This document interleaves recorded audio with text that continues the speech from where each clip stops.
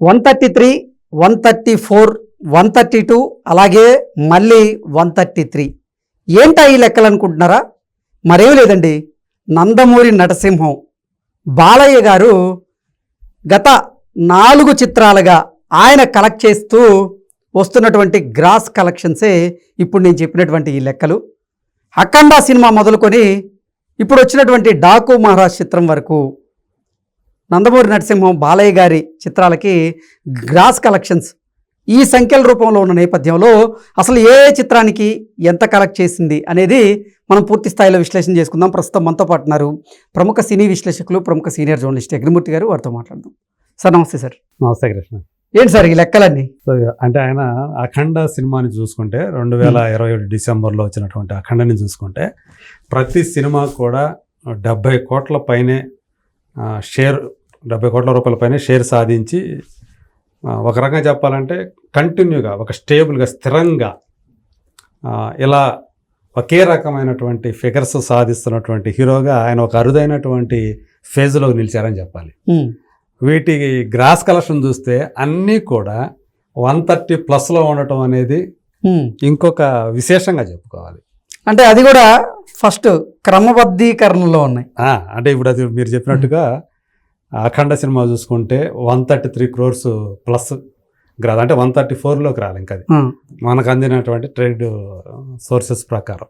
So అది 133 కోట్ల రూపాయల గ్రాస్ కలెక్షన్ సాధిస్తే ఆ తర్వాత వచ్చినటువంటి సినిమా వీరసింహారెడ్డి 134 కోట్ల గ్రాస్ సాధించింది. తర్వాత భగవంత్ కేసరికి వచ్చేటప్పటికి అది 132 కోట్లు. తర్వాత ఇప్పుడు లేటెస్ట్ ఫిలిం డాకు మహారాజ్ 4వ సినిమా, అంటే ఆ 3 సినిమాలతో హ్యాట్రిక్ హిట్ పూర్తి చేసుకున్నారు. ఇప్పుడు 4వ సినిమా కూడా హిట్ అయింది. దీని గ్రాస్ కలెక్షన్ కూడా ప్రస్తుతానికి చూసుకుంటే అంటే ఇప్పటికి 13 రోజులు అనుకుంటా పూర్తయింది. ఇవాళ 14వ రోజు అనుకుంటా. ఈరోజు పూర్తయితే 2 వారాలు అవుతాయి. సో ఇప్పటికి అది చూస్తే 133 కోట్ల గ్రాస్ కలెక్ట్ చేసింది అని చెప్పి మనకి ట్రేడ్ వర్గాల వాళ్ళు చెప్తున్నట్టుమాట. ఇది చూసి అందరూ కూడా ఆశ్చర్యపోతున్నారు. ఏంటి అన్నీ కూడా కట్టకట్టుకుని ఒకటే 130 ఆ పైన అంకె మారుతుంది కానీ మొదటి 2 అంకెలు సేమే ఉంటున్నాయి. 133, 134, 132, 133. సో ఇప్పుడు డాకు మహారాజ్ సినిమా కూడా ఇంకా ఆల్మోస్ట్ దగ్గరికి దాని క్లోజింగ్కి వస్తూ ఉంది. కాబట్టి అది కూడా ఓవరాల్గా చూసుకుంటే 139 కోట్ల రూపాయల లోపలనే దాని గ్రాస్ కలెక్షన్ ఉంటుంది.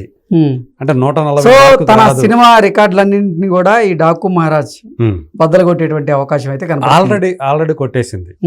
ఎందుకంటే ఇప్పుడు గ్రాస్ పరంగా 133 కోట్లు వీరసింహారెడ్డి కంటే కొంచెం తక్కువగా ఉన్నప్పటికీ కూడా షేర్ పరంగా చూసుకుంటే ఆ వీరసింహారెడ్డిని కూడా దాటేసి, అంటే ఇప్పటి వరకు కూడా ఏ సినిమా కూడా బాలయ్య బాబుది 80 కోట్ల షేర్ని సాధించలేదు. అది 79 కోట్ల ప్లస్కి వచ్చి ఆగిపోయింది వీరసింహారెడ్డి. సో ఇది ఇప్పుడు డాకు మహారాజ్ వచ్చి 80 crores మార్కుని ఏదైతే ఉందో ఆ మార్కుని దాటేసింది, ఆ షేర్ మార్కుని. సో ఇప్పుడు ఆయన కెరీర్లోనే అత్యుత్తమంగా 80 కోట్ల షేర్ మార్కును సాధించినటువంటి ఒకే ఒక్క సినిమాగా ఇప్పుడు డాకు మహారాజు ఒక చరిత్ర సృష్టించిందని చెప్పాలి. అయితే ఇప్పటికీ కూడా అది కొన్ని చోట్ల బ్రేక్ ఈవెన్ కాలేదు అనేది కూడా ఒక వాస్తవం. ఓవరాల్ అంటే ఎందుకంటే దాని బిజినెస్ వాల్యూ కూడా ఎక్కువే. మిగతా 3 సినిమాలతో పోల్చుకుంటే, గతంలో వచ్చిన 3 సినిమాలతో పోలిస్తే ఈ సినిమాకి ఆల్మోస్ట్ 81 కోట్లు, 80 కోట్ల 70 లక్షలు ఎంతో దాని వాల్యూ కట్టారు. సో ఇప్పుడు 80 కోట్లు క్రాస్ అయింది. సో ఇంకా కొద్ది లక్షలే, ఇంకా 1 crore కూడా లేదు, విత్ ఇన్ ద 1 crore ఉంది అనమాట, లక్షల్లోనే ఉంది. అది వచ్చేస్తే ఓవరాల్గా బ్రేక్ ఈవెన్ అయిపోతుంది. 98% ఇప్పటివరకే రికవరీ అయింది అనేది మనకు అందుతున్నటువంటి సమాచారం. రాబోయే రోజుల్లో అది కూడా అయిపోతుంది. నిన్న శని ఆదివారాల్లో ఈ 2 రోజులు ఏదైతే ఉన్నాయో ఆ ముందు వీక్ డేస్తో పోలిస్తే ఈ 2 రోజులు చాలా బాగా వచ్చాయి. బాలయ్య బాబుకి పద్మభూషణ్ అవార్డు వచ్చింది అనే ఒక వార్త కూడా కలెక్షన్లు కొంచెం మెరుగ్గా రావడానికి కారణమైంది అని కూడా ట్రేడ్ వర్గాలు చెబుతున్నటువంటి మాట. సో అంటే ఒక సినిమా హిట్ అవ్వటం, ఇంకొక సినిమా వెంటనే ఫ్లాప్ అవటం ఇది మామూలుగా జరిగేదే. కానీ బాలయ్య దగ్గరకు వచ్చేటప్పటికి వరుసగా 4 సినిమాలు కన్సిస్టెంట్గా స్థిరంగా ఒకే రకమైనటువంటి ఫిగర్స్ను నమోదు చేయటం అనేదే ఒక విచిత్రంలోకెల్లా విచిత్రం. అదేదో కూడబలుకొని అందరూ కూడా అంతమంది ఆయన సినిమాలు చూస్తున్నట్టుగా అదే రకమైనటువంటి ఫిగర్స్ రావటం. నేను షేర్ కూడా ఒకసారి చూద్దాం. అంటే ఇప్పుడు 130s మీదే ఉండే కదా అన్నీ కూడా. షేర్లు చూస్తే అఖండకు వచ్చేటప్పటికి 133 కోట్లకు గాను 75 కోట్ల షేర్ వచ్చింది దానికి. తర్వాత వీరసింహారెడ్డికి వచ్చేటప్పటికి 134 కోట్ల గ్రాసుకు గాను 79.8 కోట్ల షేర్ వచ్చింది అనేది ట్రేడ్ వర్గాల వాళ్ళు చెబుతున్నాడు. అదే ఇప్పటివరకు హైయెస్ట్ డాకు మహారాజు రాకముందు వరకు. భగవంత్ కేసరి వచ్చేటప్పటికి 132 కోట్ల గ్రాస్ మీద 71.8 కోట్ల షేర్ వచ్చింది. కొంచెం షేర్ తగ్గింది దానికి, అయినప్పటికీ కూడా 70+లోనే ఉంది. ఇప్పుడు డాకు మహారాజు వచ్చేటప్పటికి 133 కోట్ల మీద 80.4 కోట్ల షేర్ వచ్చింది. అంటే 80 crores మార్కు దాటింది. అన్నీ కూడా సిమిలర్గా ఆల్మోస్ట్ దగ్గరగా ఉండటం. ఒకటి 75, ఒకటి 79, ఒకటి 71, ఒకటి 80. సో షేర్ పరంగా చూసుకుంటే అన్నీ కూడా దగ్గరగానే ఉన్నాయి. ఈ రకంగా ఇంత కన్సిస్టెన్సీ ప్రదర్శిస్తున్నటువంటి ఏకైక హీరోగా కూడా మిగతా ఏది యంగ్ హీరోస్ని కూడా చూసుకున్నప్పటికీ కూడా వాళ్ళ మొత్తం ఇలా లాస్ట్ 4 ఫిలిమ్స్ చూసుకుంటే సో ఇంత కన్సిస్టెన్సీ ఉన్నటువంటి హీరో మరొకరు లేరు. అంటే ఒక రకంగా చెప్పాలంటే మినిమం గ్యారంటీ ఉన్నటువంటి హీరోగా ప్రస్తుతం, అంటే ఈ వయసులో 60+లో ఉన్న ఆయన వయసు పరంగా ఇంత కన్సిస్టెన్సీని మెయింటైన్ చేయటం అనేది చిన్న విషయం కాదు. తను ఎంచుకుంటున్నటువంటి కథాంశాలు, తను ఎంచుకుంటున్నటువంటి పాత్రలు, సో వాటి వల్లే ఆయన ఈ రకమైనటువంటి అభిమానాన్ని ప్రజల నుంచి పొందుతూ ఉన్నారు. సో కేవలం ఆయన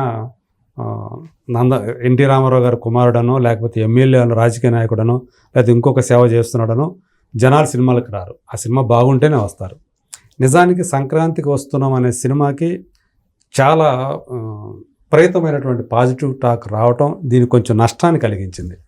లేనట్లయితే డాకు మహారాజు ఇప్పుడు ఏదైతే కలెక్షన్స్ వచ్చాయో దానికి మించి ఇంకొక 20% అని అదనంగా కలెక్షన్స్ వచ్చి ఉండేవి అనేది చాలామంది, అంటే ఎగ్జిబిటర్లు కానీ డిస్ట్రిబ్యూటర్లు కానీ చెప్తున్నటువంటి మాట అది. సో ఒక రకంగా చెప్పండి, అది ఫ్యామిలీ ఎంటర్టైనర్ కాదు ఇది. ఇంకో పక్క ఫ్యామిలీ ఎంటర్టైనర్గా వచ్చినటువంటి సంక్రాంతికి వస్తున్నాం, అది బ్లాక్ బస్టర్ హిట్ అయింది. సో అయినప్పటికీ కూడా దాని ధాటిని తట్టుకొని 133 కోట్ల రూపాయల గ్రాస్ని సాధించడం. ఇంకొక రకంగా చెప్పాలంటే మొత్తం క్యూములేటివ్గా ఈ 3 సినిమాలు, ఈ సంవత్సరం సంక్రాంతి రిలీజ్ అయినటువంటి 3 సినిమాలకు కలిపి ఆల్రెడీ 550 కోట్ల పైనే గ్రాస్ని సాధించడం.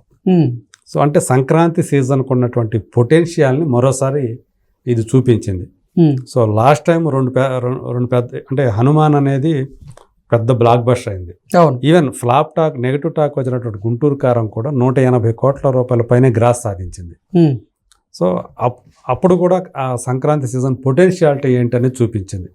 అంతకుముందు అలవాయికుంఠపురంలో, అలాగే సరిలేరు నీకెవరు, అది ఒక సంవత్సరం, ఒక సంక్రాంతి. ఇంకో సంక్రాంతికి వచ్చేటప్పటికి వీరసింహారెడ్డి, వాల్తేరు వీరయ్య, ఇట్లా వచ్చిన టైంలో కనీసం 300 నుంచి 400 కోట్లు అట్లా అన్ని క్యూములేటివ్గా గ్రాస్ కలెక్షన్లు వస్తున్నాయి.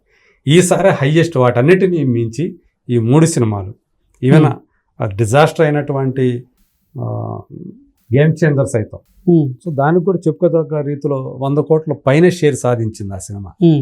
సో అది కూడా ఆ రేంజ్లో అంత ఫ్లాప్ టాక్ వచ్చినప్పటికీ కూడా ఆ కలెక్షన్స్ వచ్చాయంటే సంక్రాంతి సీజన్ వల్లే అని చెప్పేసి. సో ఇప్పుడు ఏదైనా ఈ సీజన్లో వచ్చి ఇప్పుడు వరుసగా 4వ హిట్ సాధించినటువంటి బాలయ్య, సో ఆ కన్సిస్టెన్సీని మెయింటైన్ చేయటం అనేది అందరూ కూడా అప్రిషియేట్ చేస్తున్నారు తను ఎంచుకుంటున్నటువంటి ఆ స్టోరీస్ని బట్టి. సో నెక్స్ట్ వస్తున్నది కూడా ఆయన కెరీర్లోనే అత్యంత భారీ బడ్జెట్ తోటి తయారవుతున్నటువంటి సినిమా అఖండ 2. సో అది ఈ సంవత్సరమే రాబోతుంది, అది కూడా సెప్టెంబర్లోనే.